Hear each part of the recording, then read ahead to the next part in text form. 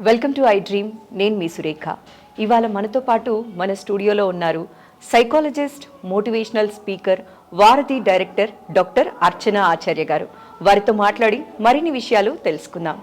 నమస్కారం అండి. నమస్కారం అండి. అర్చన గారు, మనకి మార్చ్ వచ్చేస్తోంది, ఎగ్జామ్స్ దగ్గర పడ్డాయనే చెప్పాలి. అయితే ఎగ్జామ్స్ అనగానే ఓ 2-3 నెలల ముందు నుంచి పిల్లల మీద బాగా ప్రెషర్ పెట్టేస్తూ ఉంటారు. ఇటు పేరెంట్స్ కావచ్చు, అటు టీచర్స్ కావచ్చు.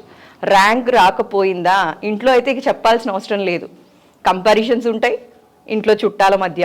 వాడికంటే నీకు ర్యాంక్ ఎక్కువ రావాలి, ర్యాంక్ రాకపోతే ఆటో కొనిస్తాను, ఇట్లాంటివి మాట్లాడుతూ పిల్లల్ని డిస్కరేజ్ చేస్తున్నారా లేకపోతే ప్రెషర్ పెడుతున్నారా తెలియదు. కానీ అలాంటి సిచ్యువేషన్స్ని పిల్లలు ఎలా హ్యాండిల్ చేయాలి మేడం? అదేమన్నా వాళ్ళ పైన మెంటల్ ప్రెషర్ ఎక్కువ అవ్వటానికి ఏమైనా స్కోప్ ఉందంటారా?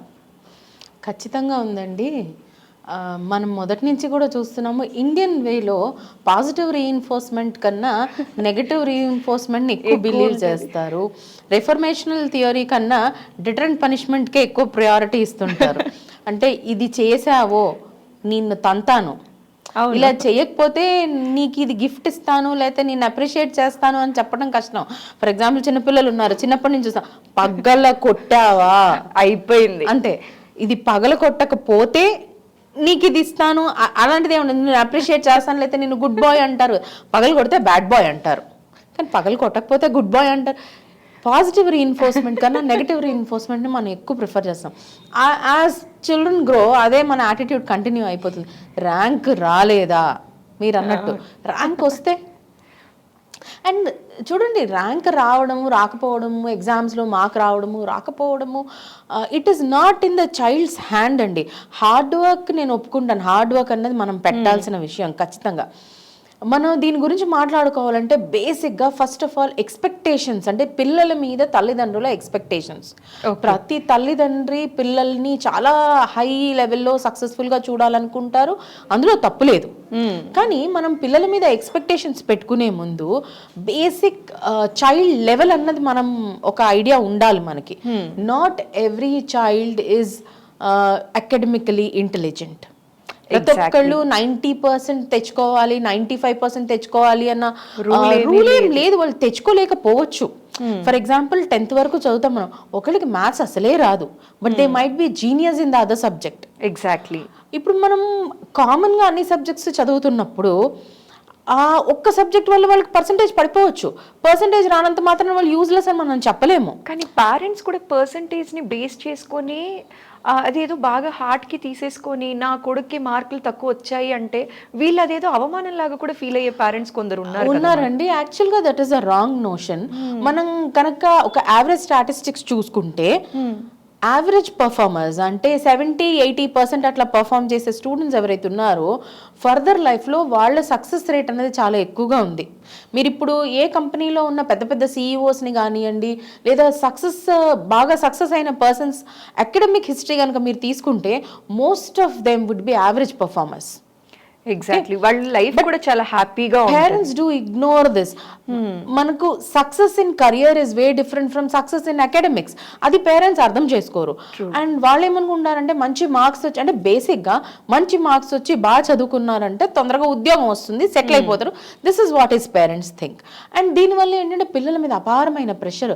ఎగ్జామ్ రాసే ముందు, అంటే ఎగ్జామ్ రాసేప్పుడు వాళ్ళు టెన్షన్ ఏది లేకుండా ఫ్రీ మైండ్తో ఎగ్జామ్ రాయరు వాళ్ళు. అది కాంపిటేటివ్ ఎగ్జామ్ అవనివ్వండి, +2, 10th ఏ ఎగ్జామ్ అయినా సరే, వాళ్ళు ఒక ఫ్రీ మైండ్తో రాయలేరు. ఎగ్జామ్ అన్న ఒక విషయం స్టార్ట్ అయినప్పటి నుంచి నాకు ఎన్ని మార్కులు వస్తాయో ఏమో, బట్ ఈవెన్ ఆన్సర్ క్యాలిక్యులేట్ చేసి దాని మీద మార్క్ చేస్తున్నప్పుడు కూడా నాకు ఎంత ర్యాంక్ వస్తుందో ఏమో, ఇన్ని కరెక్ట్ ఆన్సర్స్ పెడితే తప్ప నాకు ఇటువంటి ర్యాంక్ రాదు. అంటే ఈ థాట్ వల్ల వాళ్ళ పర్ఫార్మెన్స్ అన్నది ఆటోమేటిక్గా ఎఫెక్ట్ అవుతుందండి. స్ట్రెస్ వాళ్ళకి. ఎగ్జామ్ అంటే ఒక భయం. మనం చూస్తున్నాం చాలా మంది పిల్లలు ఎగ్జామ్స్ రాసి బయట వచ్చిన తర్వాత last day of the examinations మనం చూస్తాం, కాలేజ్ బస్సుల నుంచి స్కూల్ క్వశ్చన్ పేపర్లు చింపేసి ఎగేస్తుంటారు. అంటే that denotes the kind of stress they underwent all these days. Exam అనేది పిల్లలకి ఒక క్యాజువల్ విషయంగా మనం అలవాటు చేయాలి, కానీ అదేదో పెద్ద భూతం. అంటే this is the day which is going to scrutinise you, crucify you. ఒక రకమైన భయం మనం క్రియేట్ చేస్తున్నాం పిల్లల లోపల. దానివల్ల వాళ్ళకి యాంగ్జైటీ వస్తుంది, డిప్రెషన్ వస్తుంది, స్ట్రెస్కి గురవుతారు. అండ్ ఇవన్నీ కూడా వాళ్ళ పర్ఫార్మెన్స్ని ఎఫెక్ట్ చేస్తాయి. ఇవన్నీ తెలిసినప్పటికీ కూడా ఎగ్జామ్స్ దగ్గర పడే కొద్దికి ఇంకా ఎక్కువ ప్రెషర్ ఇస్తున్నారు కదా. అంటే పేరెంట్స్ గా మనం అనుకుంటాం కదా, నేను ప్రెషర్ పెట్టకపోతే వీడు అసలు చదవడు.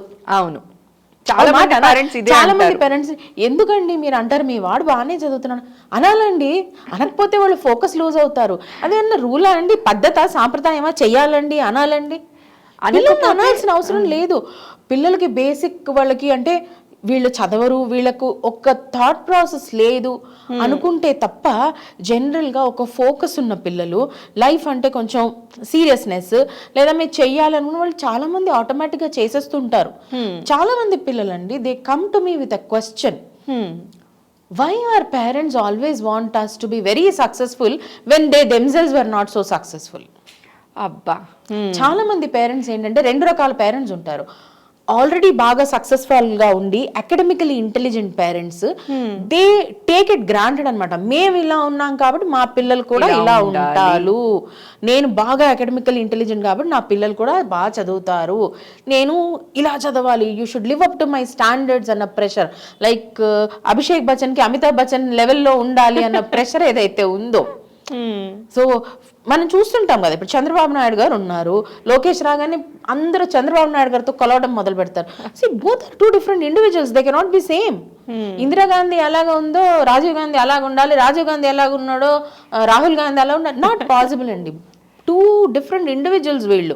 జనరేషన్స్లో కొన్ని క్యారెక్టర్స్ పాస్ అవుతాయేమో, కానీ ఖచ్చితంగా వాళ్ళు ఎలా ఉంటే వీళ్ళు అలా ఉండాలి అన్నది లేదు. మనం చూస్తుంటాం ప్రతి చోట, మా నాయకుడు అలా ఉంటే కొడుకు అలా ఉంటాడు.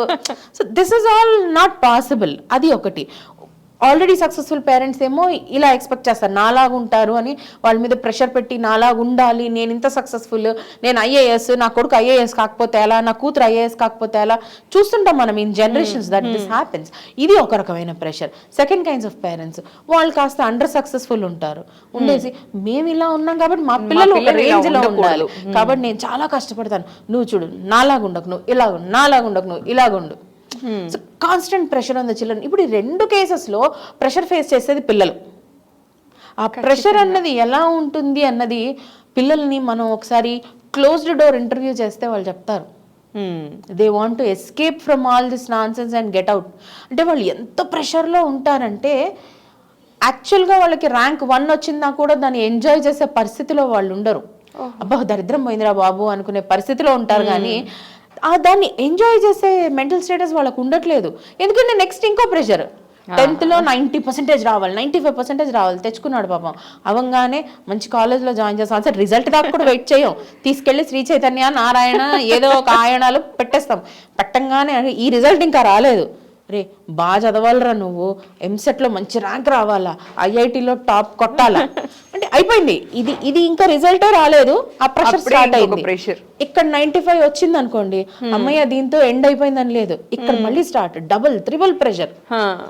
అది రాగానే ఐఐటీలో సీట్ రాగానే అమ్మయ్య నీకు ఐఐటీలో సీట్ వచ్చేసిందిరా అని మంచి జాబ్ తెచ్చుకోవాలన్న package 24-25 lakhs package. Campus selection లో ఫస్ట్ సెలెక్ట్ అయిపోవాలి అంతే.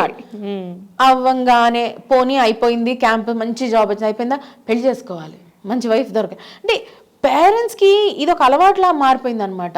మన ఎక్స్పెక్టేషన్స్కి పిల్లలు రాణించాలి, అది 100% రాంగ్ అండి.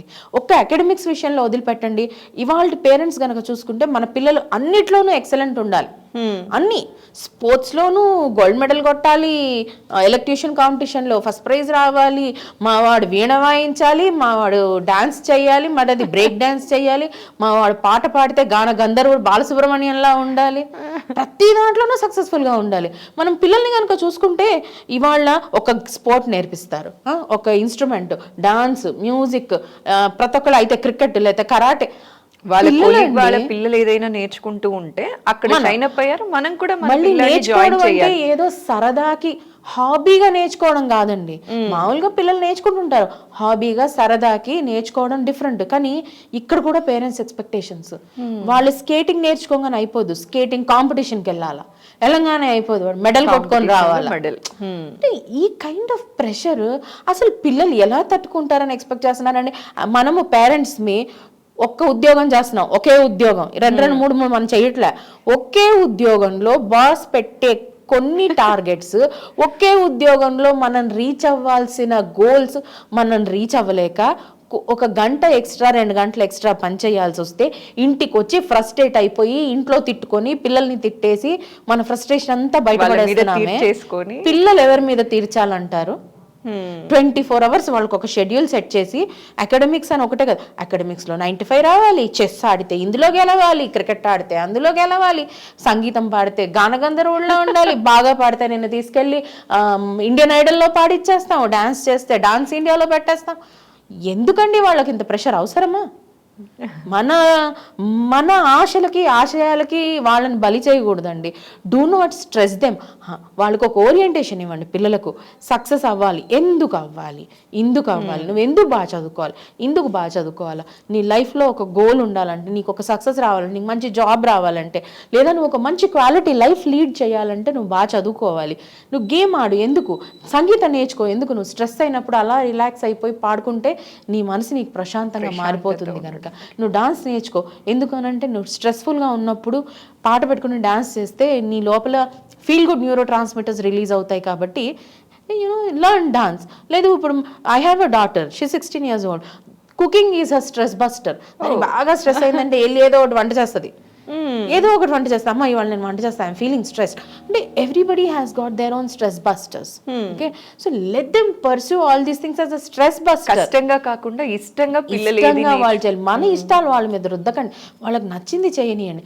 మనకు సిల్లిగా అనిపించవచ్చు వాళ్ళకి నచ్చిన విషయాలు. కానీ ఇప్పుడు ఏమైపోయింది మేడం, ప్రీ ఫైనల్స్ అనుకోండి, ఆ రోజు పిల్లాడికి అస్సలు బాగాలేకపోయినా కూర్చోలేని సిచ్యువేషన్ లో ఉన్న తీసుకెళ్లి ఎగ్జామ్ కి వాడు వెళ్ళి తీరాల్సిందే అంతే.